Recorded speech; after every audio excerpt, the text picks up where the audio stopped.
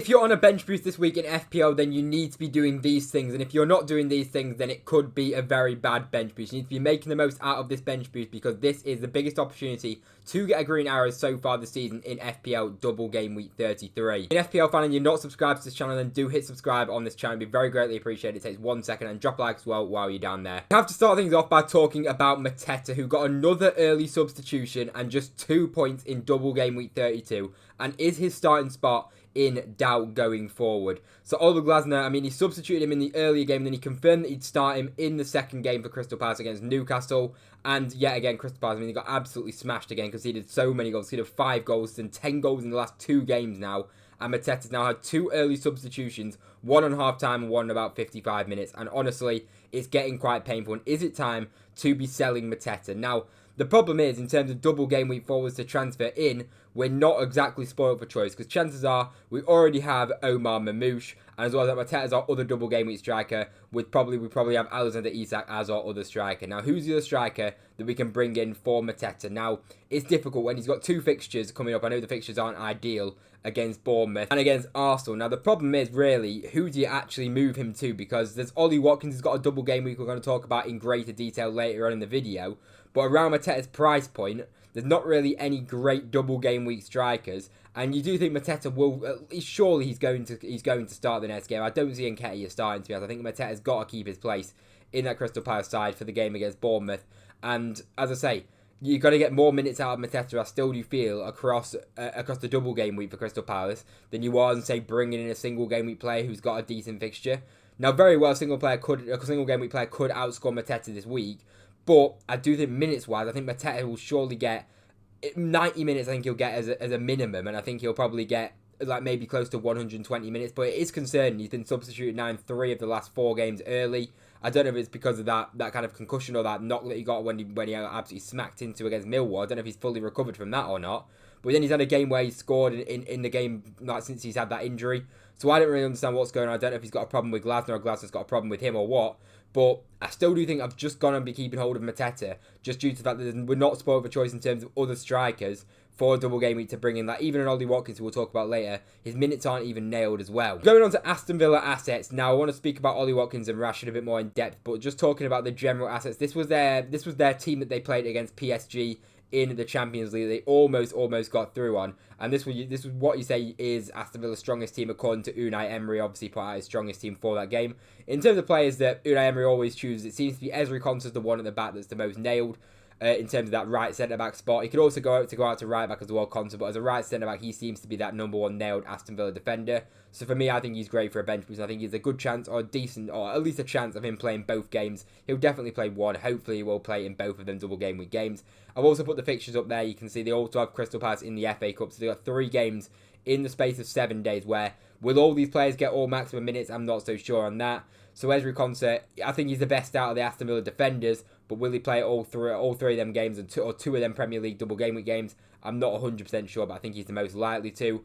As for Emi Martinez in goal, he's the number 1 in terms of the minutes, and he's a goalie. He's not going to get rotated, let's be honest. So Emi Martinez is great if you have him, then happy days. But realistically, you probably have David Raya already, and you might have maybe an Ariel. You might already have Martinez as well for your bench boost.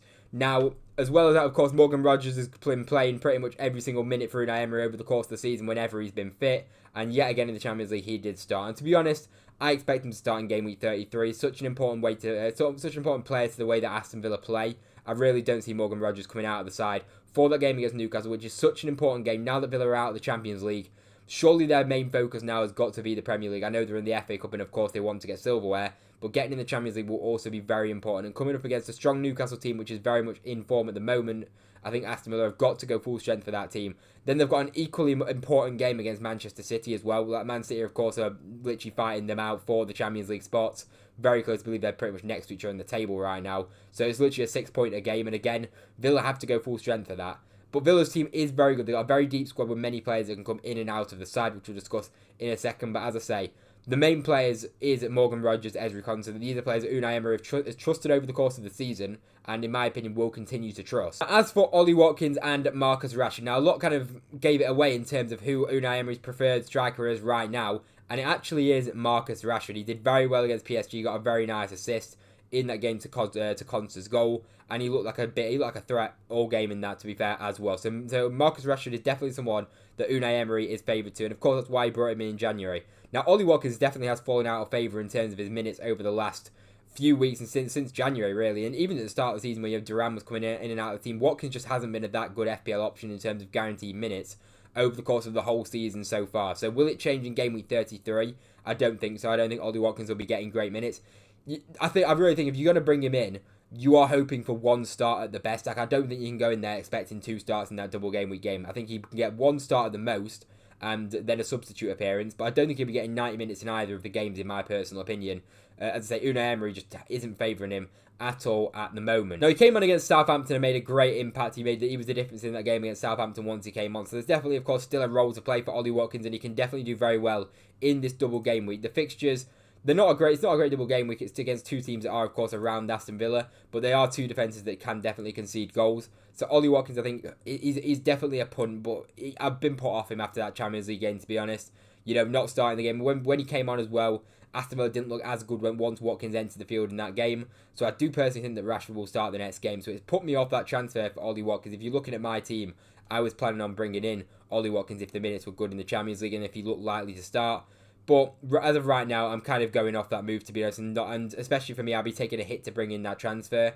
I don't think it's worth it for taking a hit, in my opinion. So moving on to my team currently, this is my team right now with 3 free transfers. We've got Cole Palmer, who's someone that could leave the side. Mateta's got to be spoken about in terms of transfer out, but I just don't know who to get rid of him for if I was to. So Mateta will probably end up staying. Jacob Murphy's been unbelievable and he's in amazing form right now, but I am looking towards Morgan Rogers. And then as well as that, I'm looking at potentially transferring out Alexander Isak for Ollie Watkins, which again, I don't think I'm going to be doing that one. So that's one that's definitely I'm thinking about, but will I actually do it? I'm not so sure. So the transfers there would go to a side like this. I've got Gabriel on my bench, who would actually have to go to Kivior. I would like to bring in Saliba for the extra kind of guaranteed minutes, but Kivior's like 4.8 million. Now, I'm thinking about bringing him in, to be honest. He's been playing very well. He's done very well in the Champions League. He's done very well in the Premier League since he's come in for Gabriel. And I would love to have Saliba, but I just simply don't have the funds. I can't afford my Jacob Murphy to Rogers transfer. And then as well as that, I can't do Saka to Palmer. I won't have enough money. I'm about 0.6 million short, something like that. So for me, I have to bring in Kivior. So for this double game week, chances are Kivior will be making his way into my team. I've just got to hope for the best in terms of his starts. Now, of course, Arsenal have kind of players that can fill in that centre-back role tier. I mean, like, Kivior's been the main man in centre-back with Saliba so far since the injury of Gabriel. But then you've also got to think that Ben White's coming back into the fold. They've, of course, got Timber, who can also play there. But like, Ben White's been playing right back for Arsenal for the majority of the time he's been there. And as well as that, Tim has pretty much always played him right back as well. So I think he probably will stick with Kivior Arteta at centre-back with William Saliba, and then probably rotate maybe Timber and Ben White at right back. So that's what I'm kind of taking the chance on. As I say, I would love to have Saliba. I'd rather have Saliba, but I'm just not in the position to bring him in without having to, either take a hit to transfer somebody down, or just to bring in the players that I want to bring in. So Kivior is the player that will be making his way into my team defensively, most likely. Then it'll be Jacob Murphy out to Morgan Rogers, who I want to have for that double game week. Too risky to go without him, in my opinion. And then Cole Palmer, who's absolutely flopped through. But so is Bukayo Saka, in all fairness. There's literally been 1 point between them. So it'll be Cole Palmer out to Bukayo Saka in. I'm not really thinking about De Bruyne. We have 2 Man City assets, which I would love to have 3, but I just don't know who else is really that strong in terms of an option, who's absolutely standing out. I think I have to own. I don't really see anybody there.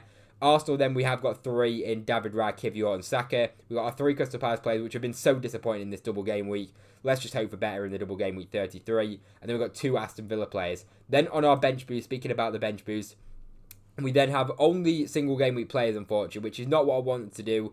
I had obviously the injury to Gabriel, which is obviously thrown a spanner in the works as well.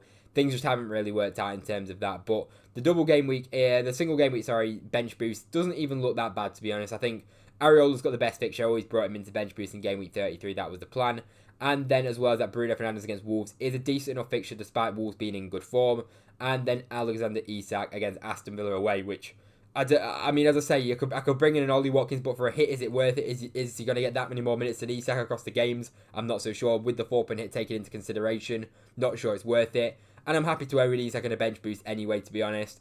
Dan Burn's the one that I'm not so sure, not so certain about. I do think Newcastle will concede to Aston Villa in that game. But overall, it's not a bad bench boost. So I was looking at game week 35, game week 36 bench boosters potentially after the free hit. And the fixtures just aren't as good as what they are this week, even though the fixtures aren't great. They're not bad. They're definitely not great, though, in terms of the teams. I say I have 2 good fixtures and then 2 fairly average fixtures there. So that's kind of the thought process with my team going into game week 33. Currently at a bit of a red arrow from game week 32 down to 39,000 again. Not an ideal week. Didn't work out at all. We dropped down from 33,000 to 39,000. Hopefully on this bench boost, we can make up some decent ground and get a decent sized green arrow. Otherwise, I will not be happy at all. Anyway, if you enjoyed the video, drop a like down below. Subscribe to the channel if you are new around here. I appreciate everybody tuning in. If you watch this point, you may as well hit subscribe on the channel. As I say, it takes 1 second. And the rules on the channel, if you watch the end of the video, you have to hit subscribe. Thank you very much for watching. I hope you enjoyed. And I'll see you in the next one.